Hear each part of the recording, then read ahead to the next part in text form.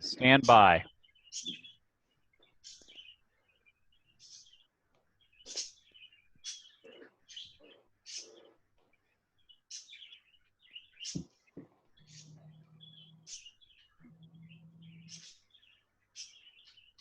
Good afternoon from Lincoln, Nebraska. I'm Ben Bohall with the Nebraska Forest Service, and this is Through the Thicket.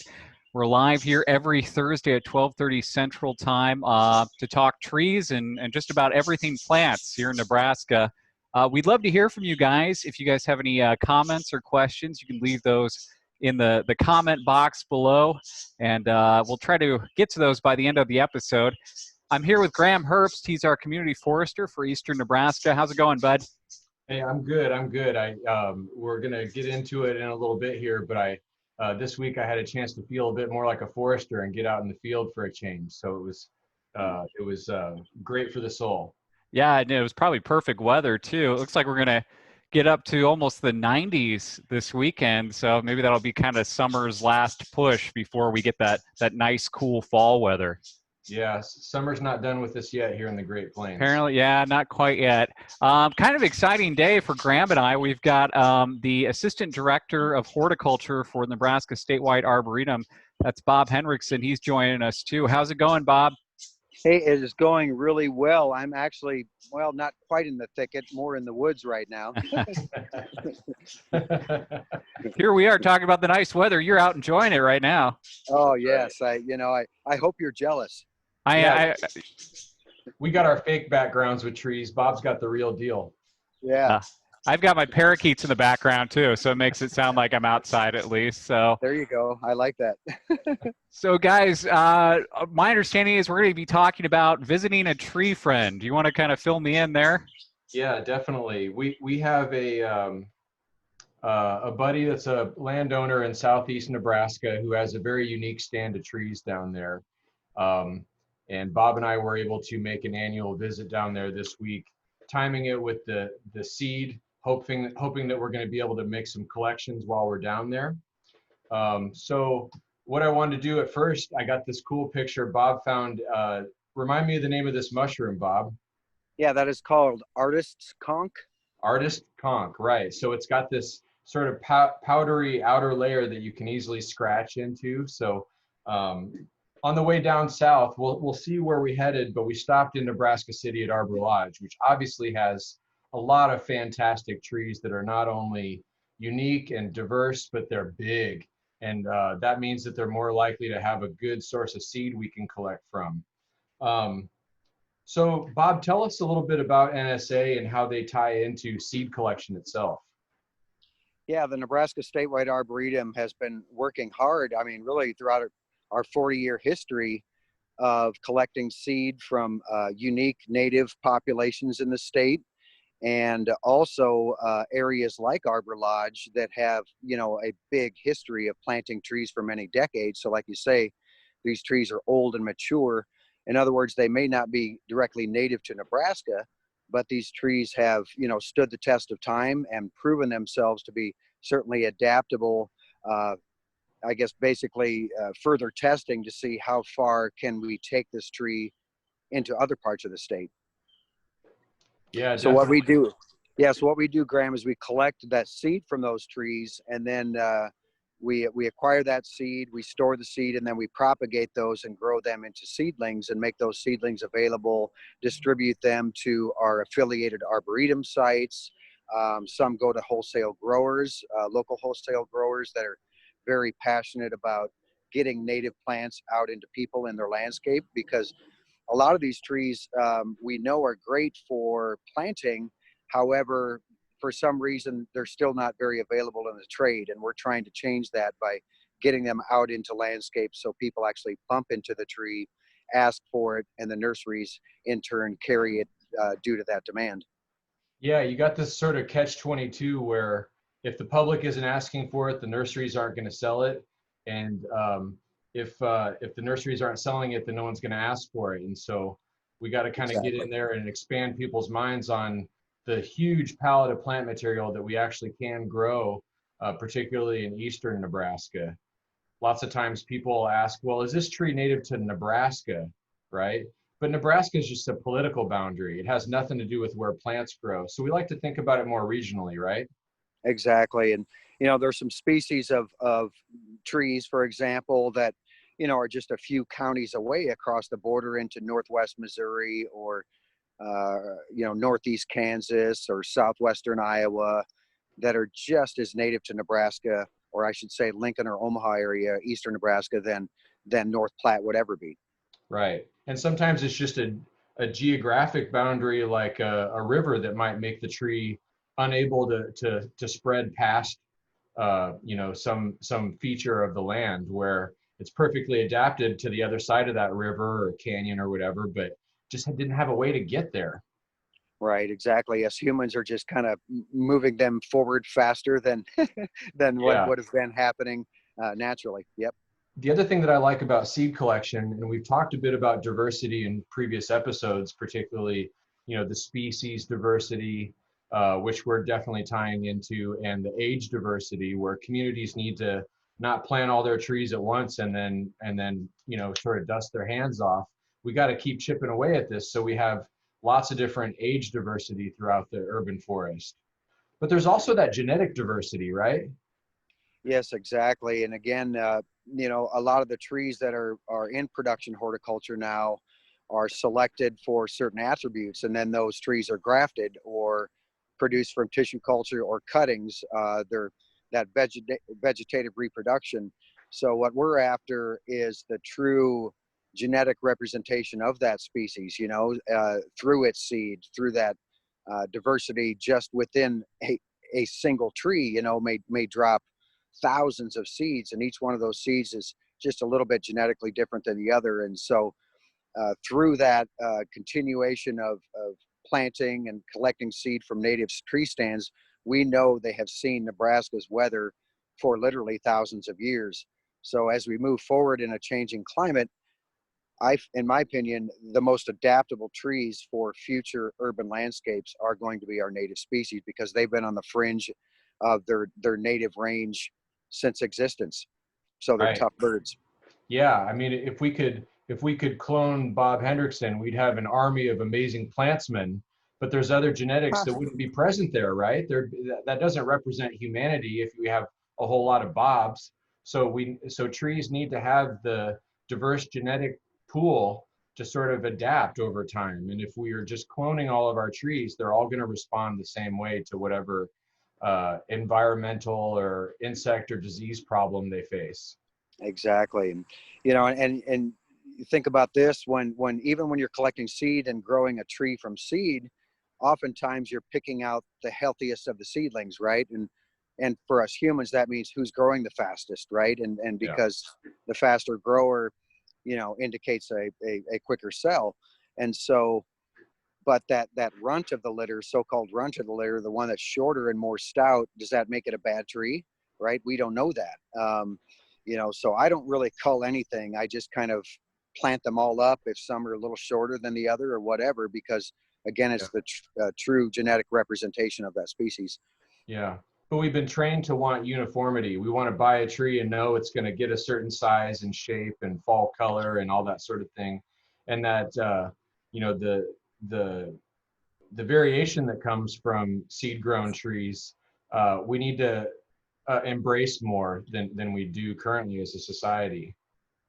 Now, I know you're joining us from a particular location. You want to tell us where you are and what's going on here as it relates to seed collection? Yeah, I'm glad you mentioned that. Where I'm at is on UNL East Campus, on the corner of, basically the corner of 48th and Holdridge. There is a UNL nut orchard called the Cyril Bish Orchard. And Cyril Bish was doing a lot of pecan research and black walnut research back in the 50s, 60s, and 70s to identify walnuts that had larger, a larger crop, a bigger nut, easier to crack. How tasty was it? And then they did the same thing with northern pecan and hickory trees. So what you're kind of seeing back behind me here is a stand of what's called shellbark hickory, Okay. and also called king nut hickory. In my opinion, that's a better name because it is definitely the king of nuts.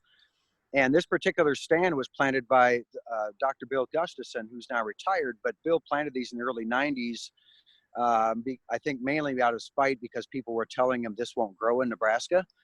And Right. I think he felt, yes, it will. And he actually told me where the seed source is from, near Nevada, Missouri. And if you look it up on the map, folks, Nevada's just south of Kansas City. And this is where this species meets its western range limit. It's native all the way east, probably to Georgia, but it stops right there in western Missouri and southeast Kansas. So really awesome seed source, as Dr. Gustafson said, the best in the world for this area. And Yeah. these trees are 45 feet tall, planted in the early 90s. So in my mind, that's impressive. And what's more, they planted them only about 8 feet apart. And so they're in a grove rather than, an isolated specimen. And all of them grew up just fine together, have never been pruned. The branches kind of knew where to go, and nobody's fighting for space. Everybody's getting along. So it's really a good representation of not only a tree that we need to plant more, but a way we do plant trees, and that's in groves. Yeah, and we hit on that point a couple times in previous episodes that, it should go without saying, but trees are forest organisms. Most of them are adapted and evolved to grow in fairly close proximity to each other. It's really our conceptions and our hardscape in the urban cities that makes it harder to plant them in groups. But we can and should do more of that, right? Exactly. And, looking at this image of Arbor Lodge, I know you took a picture of these, what was it, 2 or 3 huge 80-foot tulip trees that probably were only planted 20 feet apart. Yeah. And all 3 of them were getting along just fine. No crossing branches or anything. And if you happen to lose one, you still have 2 in that same space, providing shade. So that's what I think is safety in numbers. Yep, definitely. So my videos aren't working, surprise, surprise. So we'll just get right into it. From Nebraska City, we moved down to Richardson County. I put a star there roughly about where the Stalder property is. Tell us a little bit about Bill Stalder and what he's got going on. Yeah, Bill Stalder's a great individual. He, it's a lot of land down there and a lot of woodland, as they call it down there, the timber, right, rather than the woods. Yeah. And Bill is a great landowner because he cares about the environment. He cares about his woods and wants them there for the long haul. So he approached us. I've been collecting seed there since my cohort Justin Evertson brought me there way back in the spring of 2001. And I've been going there ever since. And we want to collect seed from this native population, which we've been told from people in the know, like Guy Sternberg, an international oak expert, that it's the largest known population in the world. And that's pretty cool, right here in the state. And far southeast corner, we could throw a rock across the border into Kansas. But anyway, there's a prairie knoll there, a dry limestone soiled outcropping. I mean, the soil is just nasty. And this grouping of trees grows there, and really nowhere else in the state. It pretty much stops there. And this is a species, the dwarf chinkapin oak is listed as threatened. It's native to, I think, 16 different states. And of those 16 different states it's native to, it's listed as threatened in 8 of them and imperiled in all the others. So our intent is, well, let's spread the genes of this wonderful tree because it deserves to be spread for all of its great attributes. So Bill allows us to come on his property, collect this seed, has for years, but noticed the population was, we all noticed this, cedar trees were moving in. And these cedar trees started off as little guys, but eventually they were up 15, 20, 25 feet and really starting to affect the health and the vigor of that dwarf chinkapin oak population. So we approached Bill and said, hey, if we round up some volunteers from the Nebraska Forest Service and come down with chainsaws in tow and cut out those cedars, haul them into piles, and then they can burn that right on the edges of this knoll, we really feel that will do those dwarf chinkapin oaks a lot of good. Yeah. So he was all for that. And there's a prairie in amongst that dwarf chinkapin oak population. This is a savanna species that grows naturally in amongst prairie. Well, the fire kind of burned the tops, really kind of hammered the tops of those dwarf chinkapin oaks, but they're all rejuvenating, all coming back. all with no cedars in sight, which they love. So we're really happy with the results, Yeah. how it worked. And he did a woodland burn as well, teaming up with the folks from Northern Prairie Land Trust through the Game and Parks, and they do woodland burns for private landowners. And you know, I think he knows that it's going to need subsequent burns to get his woodland to where he wants it. Yeah, yeah, and we'll get to that fire response in just a second here. So Quercus prenoides, dwarf chinkapin oak. This is a unique species to the chinkapin oak, which we have in the state as well. But typically about 13 to 20 foot tall. This is a very diminutive, you know, smaller, mature sized tree than most of the other oaks we're familiar with. Right. Very adaptable here, as I mentioned, the drought, the high pH, the calcareous limestone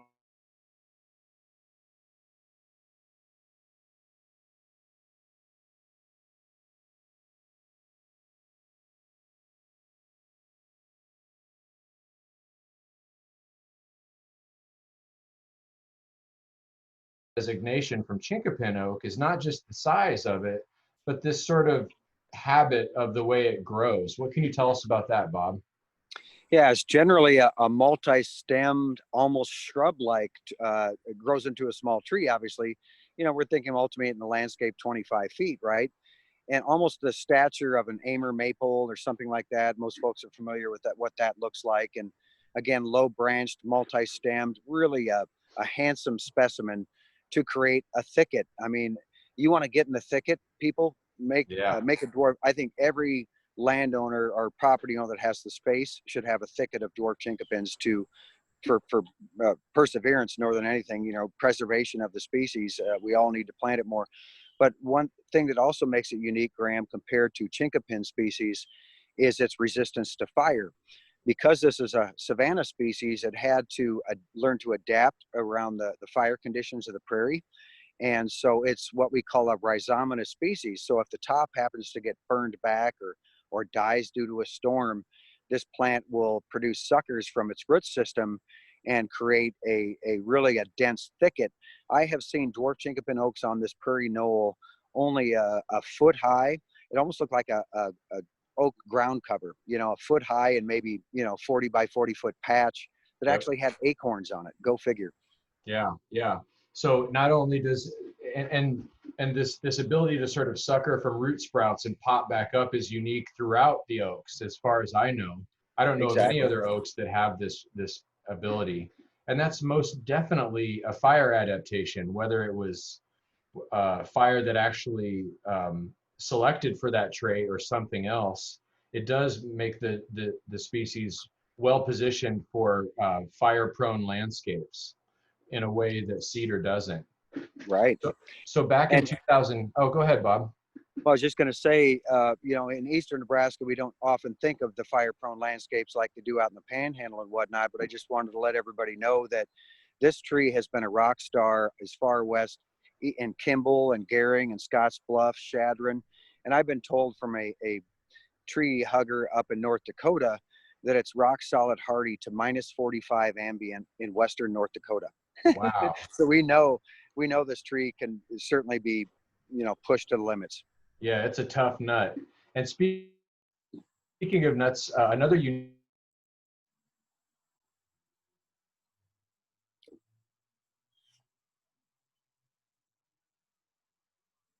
trait of this tree is that it bears acorns so early and over time. Um, but this also makes it a tree that might be particularly favorable for hogs, you know, any sort of uh, ranch animal that likes acorns, or habitat for turkey and deer. Yep. If Yep. you have property that you like to hunt on, this would be a great tree where we can exploit its ability to not only produce a food source for animals early on, but also tolerate some browse and sort of sucker and colonize without completely dying if the top gets a lot of damage to it. Yeah, exactly. And we also see a lot of songbirds that take advantage of those acorns as well. Mm, Blue jays go crazy for them. In fact, that's what I lose most of my harvest to is songbirds more so than squirrels. Go figure. right, right. So back in 2012, this picture here, a bunch of volunteers and Forest Service staff went out to Bill's place, and we all converged to knock the cedars back, pile them up, and get them burnt. And I think that there was a follow-up prescribed burn, not of just the piles, but of the surrounding area. Is that right? About 2014?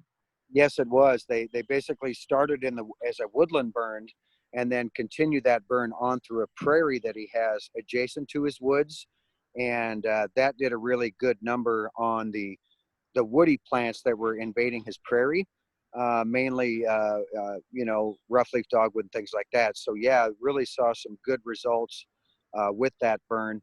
But talking to the folks that do woodland burns, if you really want to reduce that canopy that's been so overtaken by a lot of woody vegetation, you got to do subsequent burns, not just year 1, but year 2, year 3, something like that, to really knock them out. But boy, for the initial results were really awesome. I don't know if you've got any pictures showing the dwarf chinkapin in its recovery, showing kind of a burned out stump. Cool. Yep. Yeah, we'll go to that. So in the foreground here, we can see the red circle around the dwarf chinkapin in the foreground and the cedars that we're taking out. Nice. Here's the group of us from 2012. We converged back at the Stalder farmstead for a meal after our work day. And yeah, so here we've got how red cedar responds to burning and how dwarf chinkapin responds to it. So inside the circle, we see dwarf chinkapin oak.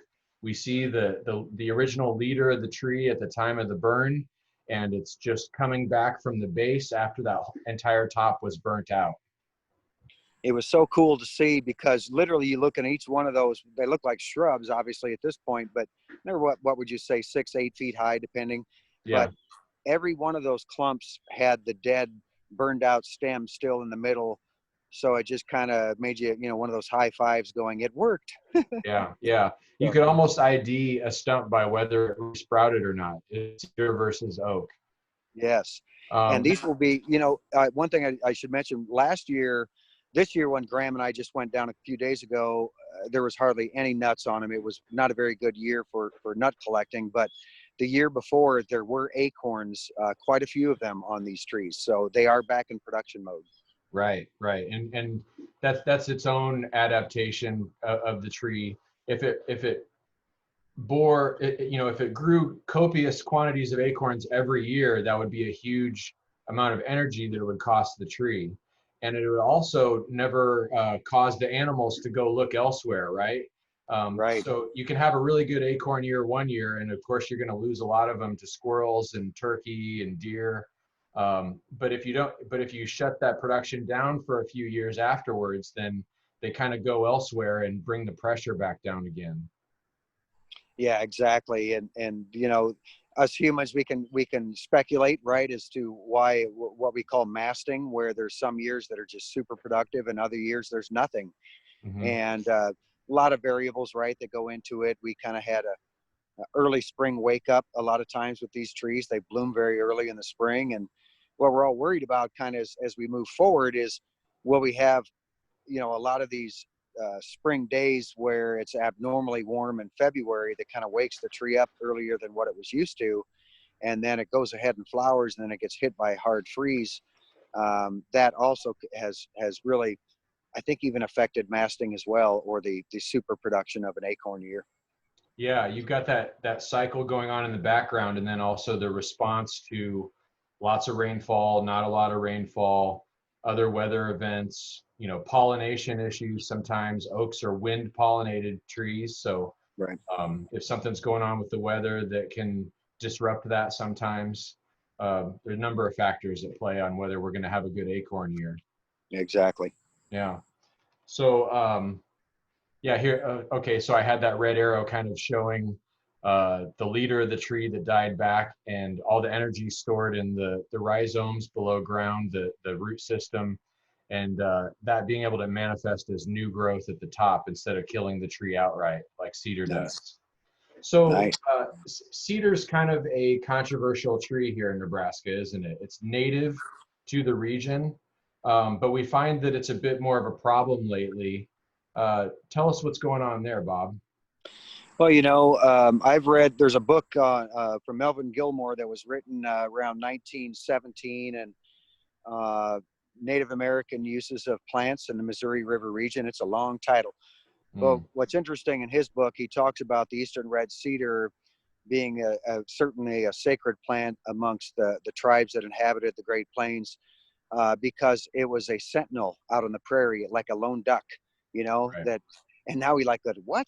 How could the eastern red cedar be here, there, and not everywhere? It was few and far between. That's why it was sacred. Well, fire was a big thing back, 150, 200, 300, 400 years ago, right? And that kind of kept the cedar at bay. And we've kind of taken fire out of the picture in our management of our landscapes. So the cedar has taken advantage of that. And if you think about it, the cedar, if people ask me what's the top tree or shrub that you would plant for wildlife, and you would have to throw cedar like literally right up at the top, because there's more songbirds eat cedar seeds than any other that they've, like 38 different songbirds will eat cedar berries. So, and then their songbirds are flying around doing their business, and pretty soon you have cedars everywhere, right? Yeah. I mean, prior to European settlement, fire was certainly used by indigenous tribes. Right. And there's praise and criticism of some of those different practices, and we don't need to get into the weeds on all that. But once we started parceling out the landscape in the plains into agricultural fields and ranch land, then fire was taken out of the equation. And so that's really what kept cedar trees in check from becoming such a problem. So it's the land management that's created the problem, not so much the tree itself necessarily. Right. Yeah. I always say you actually have to exit your pickup truck and get out of the cab and get those things, walk your land, and get the cedars when they're a foot high, right? With the little hand pruners, rather than waiting till they get 25, 30 feet and then doing something about it. So yearly management is so key. You cut them at the base, they're done. And so you can easily control them, even though fire might be taken out of the picture. I shouldn't say easily. I don't farm or ranch 2,000 acres. That's easier said than done. But fire was definitely nature's pruners that went through and clipped those cedars off so that they didn't regrow from that root system. Right, exactly. Now, knowing that Bill has a big stand of this dwarf chinkapin oak, there's also a couple individuals out there that are particularly large, and we've always kind of had our eye on a pair of trees there that seemed to be the largest and possibly a national champion. So when I reviewed, after Tuesday, I reviewed American Forest's criteria for measuring trees for the national champion register. And what they say for multi-stemmed trees like this one we see here is you just measure the single trunk further down than 4.5 foot if it branches really low. So I approximated that trunk at about 12 inch. And I look for an opinion from you, Bob, on whether that seems about right. I didn't get any awesome pictures of the trunk while we were there.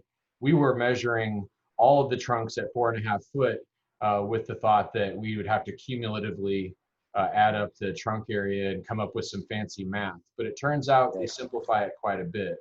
Okay. Yeah, if I remember, that tree splits. There's like a wide part of that trunk before it splits, meaning that you could actually measure the base of it.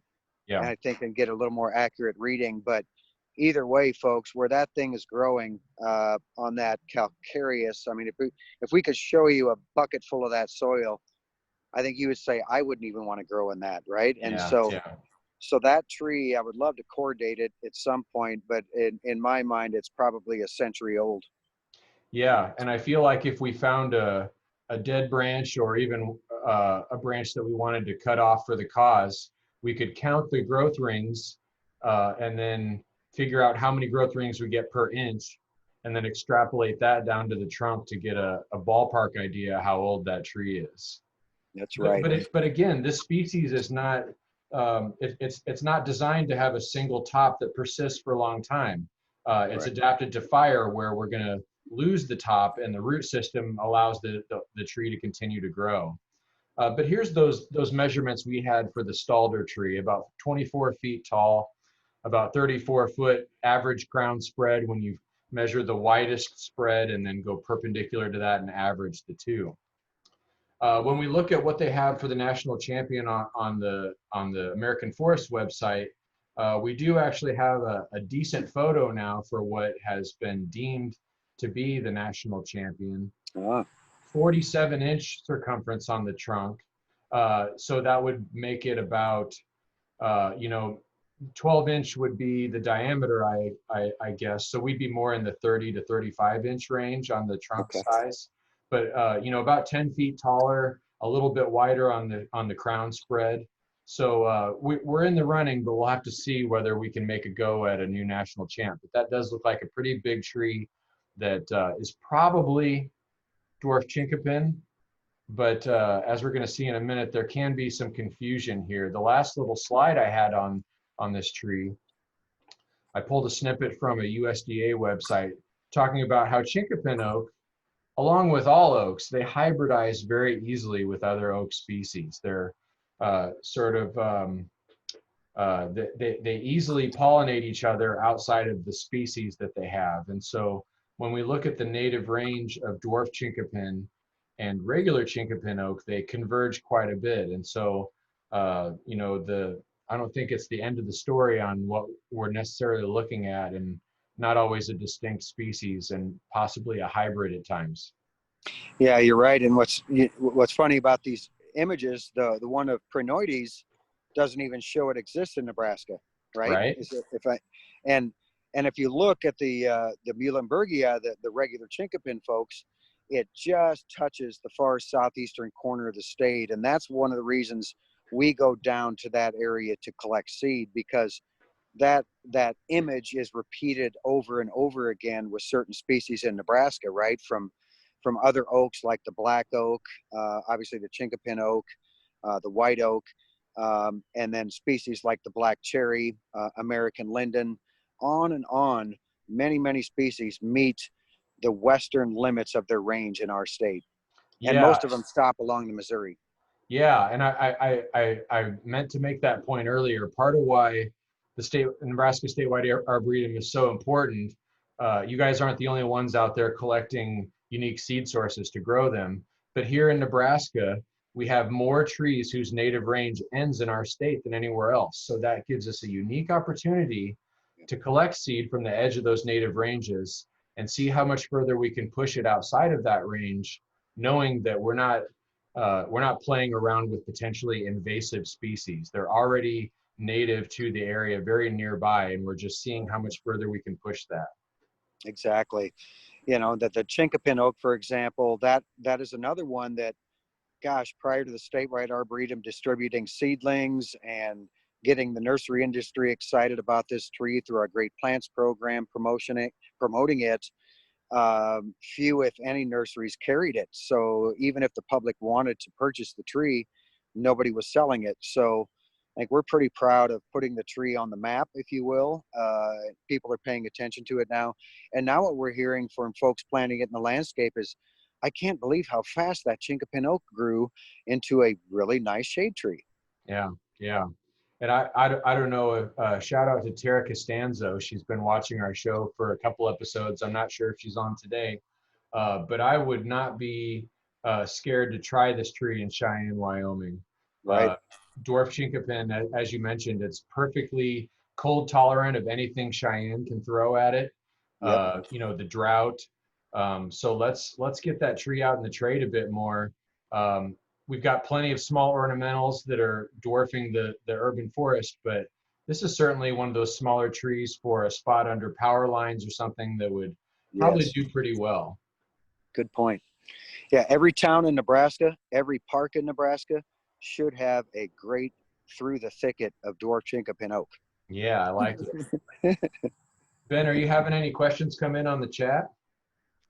Yeah, guys, we actually have a few. In fact, we got one from Cassandra. She's asking, my 5-year-old wants to know what type of tree grows the most in Nebraska. I'll let you take that one, Bob. That's fun. What type of tree grows the most in Nebraska? What is the most abundant tree is what I'm hearing that as, right? Yeah, I think so. So, yeah. Oh, boy. Well, it's probably not going to be a very nice answer, but unfortunately, probably one of the most abundant trees we have in their state is a tree that was kind of planted maybe by accident, or maybe not by accident, but the Siberian elm. I'm telling you, it's here, there, and everywhere. It's probably one of the most abundant trees in the state. I would probably put the eastern red cedar, just for sheer numbers, right up there as well. But if you want to talk about, How about top five? What's that? How about the top five? Oh boy. Well, okay. So I would say, well, and let's say this. How about the most abundant trees in Nebraska in our native woods? That's what I like to think of. And native woods are scattered throughout the state, but mostly down the southeastern part. But probably the most abundant tree in those native woods is the bur oak. And the bur oak is the quintessential wildlife tree. If you want to shore up our nation's biodiversity, fellow that asked that question, plant a bur oak. Yeah. And if you want to take it even further, plant another one. Right. But yeah, that's probably the most abundant. And I would probably put hackberry up there as the top five when you consider going from Omaha all the way to Chadron and points in between. And of course, the eastern red cedar I'd put up there. Siberian elm I'd put up there. Gosh, And then our state tree would probably round out the top five. Yeah, that's a good point. The cottonwood. Yeah, I don't want to leave the cottonwood out for sure. Yep. So here's another one from Elvira. She's asking, I've been growing some cherry tomatoes since July and nothing is growing, just the plant. How do I help it blossom to produce the little cherry tomatoes? Oh boy. Is this a dwarf chinkapin oak collection or cherry tomato collection? No. Well, the cherry tomatoes, as we're getting here in, late September, there's not much you're going to be able to do to get your cherry tomatoes to produce between now and our first hard freeze. You're probably going to run out of time. But next year, there's always next year. So chances are those cherry tomatoes were a volunteer, meaning it just kind of came up on its own. And, we had kind of, I don't want to call it a cool summer, but folks, compared to normal summers, we didn't even hit 100 degrees in Lincoln, I don't think. Maybe one day we touched on 100. But, we had some cooler days in to start the season, and that could have delayed that volunteer from producing fruit. It could be too much shade. There's a lot of variables that go into it, I guess, and why it's not producing the seed, or the fruit, I should say. But more than likely it was a volunteer, and it just wasn't enough time before, our weather has now, the day length's getting shorter, it's getting cooler at night. So the tomatoes don't like that. All right, Bob, we got one more for you here. What is the best tree to grow at home and how long before you have to plant it into the ground? Now, I assume that largely depends on where we call home in Nebraska, because that's going to differ between eastern and western parts of the state. Okay, that second part was, and how long do we wait before we plant it in the ground? Exactly. I guess what I'm assuming they mean by that is maybe planting a little seedling somewhere and then transplanting it into the landscape, or keeping it in a pot then? Yeah, not many details there. So yeah, not many. Well, when people ask me what tree should I plant in my yard, I'm always like, my first response is, well, who am I to say? Because it's like, it's your place. But I'd like to give you some options. Certainly I'd mentioned bur oak, one of my favorites, and I'm going to stick with oaks. I mean, you've got a big selection just with oaks. So look into the bur oak, look into the red oak. It's one of my favorite trees. Relatively fast growing, people. You can have a 10-year-old red oak, and it might be 30 feet high already and 20 feet wide. So red, bur, and I love chinkapin oak, as Graham mentioned, and dwarf chinkapin. But the true shade tree, man, that I really love is the tulip tree. I would love to see every yard have one, or, if you're considering any tree this fall or to plant in your landscape for the long-term shade benefit that a tree should provide your home, boy, look no further than the tulip tree. And what a great one to plant in groups, right? In the Great Smoky Mountains of Appalachia, where it's native, you see them growing close together, tall and straight. So it's a great species. It's going to give you height faster planted in groups than if you put it all by itself in the middle of the lawn. Yeah, you raise a good point. It's native to the Smoky Mountains and, east into Indiana and places like that, Ohio. The tree, if you look it up on the literature, because the first thing you might ask as a homeowner, well, how tall does it get? Well, it can get 130 feet. Okay. But is it likely to get 130 in Nebraska? Probably not. The top end we've seen is, what would you say, Graham, 80, 90 feet, something like that. But Yeah, that's a I big, would even say more in the 60 to 70 foot range. okay. Yeah. So it's still a big boy. But what's up there but sky anyway? What Yeah. you want is a tree that's not going to bust apart and fall on your house and whatnot. And it's really proven itself to handle the rigors of our Nebraska weather through ice storms or heavy snow loads or wind events. And it looks like that's all we've got for questions. Graham, I don't know if you had anything else before we wrap things up.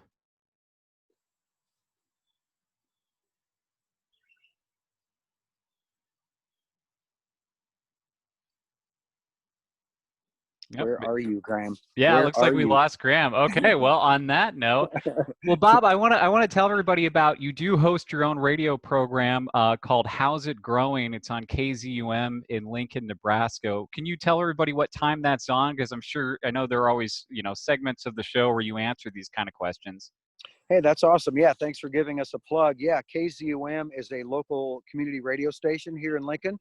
So it basically goes to the edges of the county, and that's about it. But you can tune in online anywhere in the world at kzum.org. Just remember those numbers. And it's on every Wednesday from 11 till noon. And the show is archived as well. So you could, listen to past archive shows and find a subject that interested you, whether it be, with a UNLV lab talking about bees or with Graham talking about trees. Yeah. And Sorry, internet guys. Oh, you're fine, Graham. Well, I think I just told Bob we were talking a little bit about how's it growing. We were going to wrap things up. Is there anything else you can think of, Graham, before we go? Well, yeah, I know, Bob, there's NSA's having a couple plant sales. I don't know if dwarf chinkapin is on the menu right now, but any details you want to share on that? Yeah, I am like down to nubbins on the dwarf chinkapin. It's what's I guess a cool thing to say is they're hard to hold on to anymore. That Great. The demand is finally going up, and 20 years ago we could hardly give them away, and now people are really wanting them, and including local wholesale growers. Like, I have to give a shout out to Great Plains Nursery, a nursery that grows amazing trees, and they've kind of wrapped their arms around the dwarf chinkapin as well, and get it from a guy that has planted his own grove, his own thicket. And so now they can use this as a seed source that's like, just miles from their house versus having to make a 2-hour trip down to the native population. So that's what it's all about, is getting the tree out there, getting it available so other growers can then take advantage of it. Fantastic. You can find out more details about NSA plant sales on the website, plantnebraska.org. And Bob's always a great source for that unique tree that you want to give a shot to, that's maybe not going to be something you find at the local nursery. Excellent. Thanks, Graham. Yeah, thanks for being with us, Bob. Absolutely. Thanks, Bob. We really appreciate it. And a reminder to everyone watching at home, you can go ahead and leave. Maybe you have a question after you watch the episode that you think of. You can leave it in the comment box, or you can shoot us an email at trees@unl.edu. Well, Bob, enjoy that weather outside. And Graham, I know you're going to be out and about quite a bit. So both of you guys have a good weekend. And Graham, I'll be talking to you next week. Yeah. Thanks, everybody. Take care. All right. Thank you, fellas. Thanks, everybody. Bye. Bye.